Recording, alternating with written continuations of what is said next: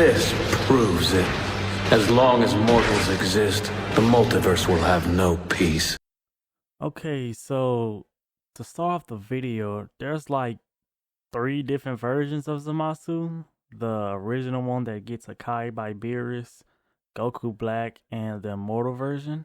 All 3 are pretty much the exact same, except for Goku Black has the mortal body of Goku, so he's a lot different, but in the same way, the exact same. He's just being affected by the mortal body he's in. And a lot of people misinterpret Zamasu's character. They think he's an asshole with the god complex, which he is for sure, but there's a lot of ways to explain why he's like that. I'm mainly going on Zamasu before he becomes black, because that's where his main character develops from. Okay, so when we first see Zamasu, we learn that he's a Kai in training under his mentor Gowasu. He's either retiring or it's just tradition for there to be multiple Kais like in the regular universe. So the next question would be, what is a Kai? Well, a Kai is a god of creation to be exact. Planets, stars, moons, you name it. Not sure if they created the universe though. So what about Zamasu? Well, from when we first introduced him, we can see that he's a prodigy at martial arts. And going off Gowasu, he's pure-hearted due to the way he makes his tea. So a Kai that's not only pure-hearted, but is also a prodigy of martial arts. So far, seems like a pretty good guy. But there's a very big problem. Zamasu doesn't like mortals.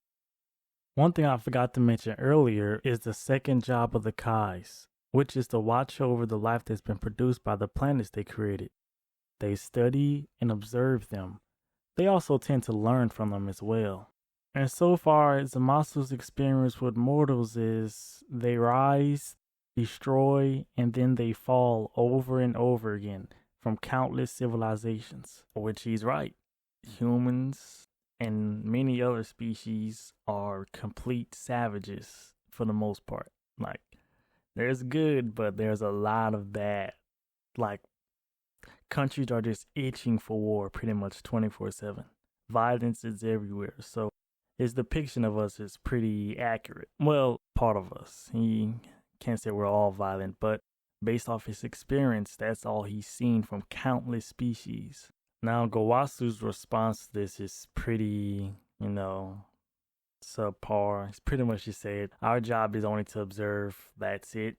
And coming from Zamasu, who's we learn is a guy that really cares about justice. He hates evil.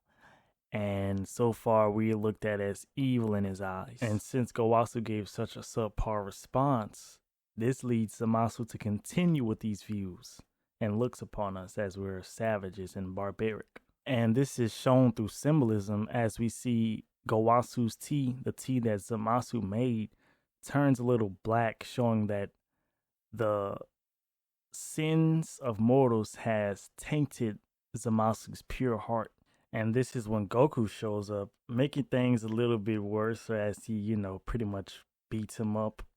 This not only hurts and humiliates Zamasu's pride and ego, but this also gives him a glimpse into how powerful these barbaric monsters can get. This scene also shows a little glimpse into Zamasu's god complex, which, would you call it a god complex since he's a literal god and he's being told to fight something that's literally meant to be beneath him, seeing as he's immortal? Now, Gowasu has been watching over a new civilization from a planet called Barbary.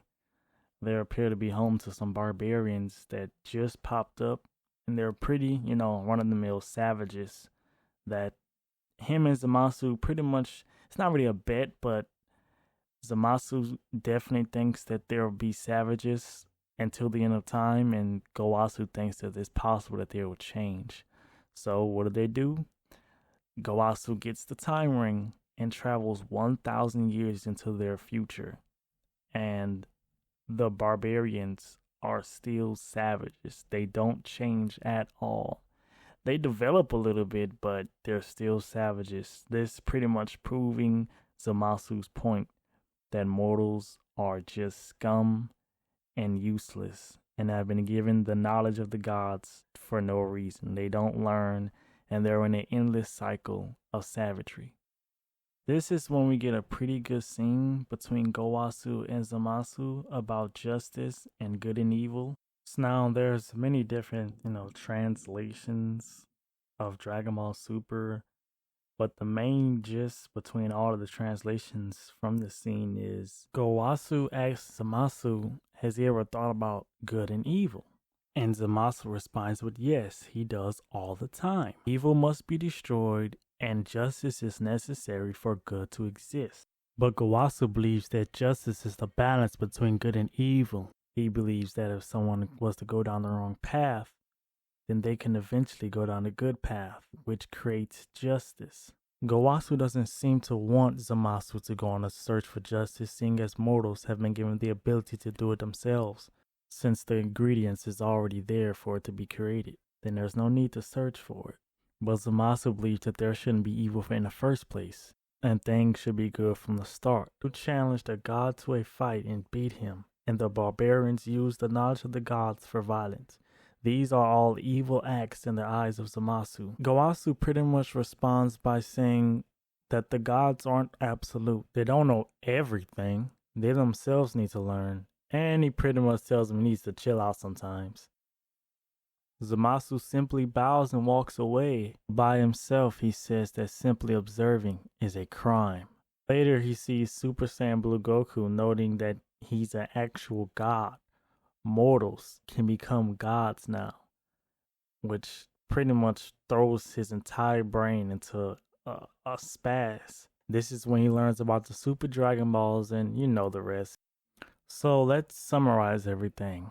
A pure of heart martial artist goes to the realm of the gods to learn about justice and honor, but yet is tasked with watching over savages and sinful beings that repeat the same cycle over and over again. And then these same savages are expected to be cared for even though they've done nothing but be savages. These same savages can now reach the level of them and fight them and possibly kill them.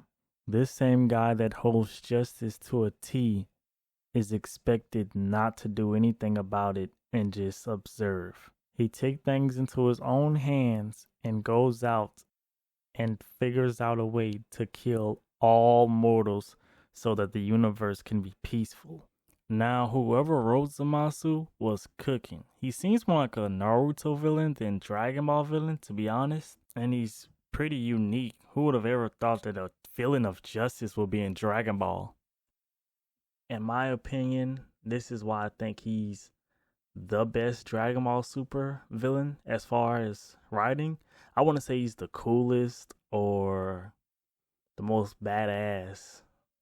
Well, antagonist, I'll put it that way, antagonist, because a lot of Dragon Ball Z oppositions aren't really villainous, I would say. That's all I got for Zamasu. Make sure you guys like, comment, and subscribe, and peace.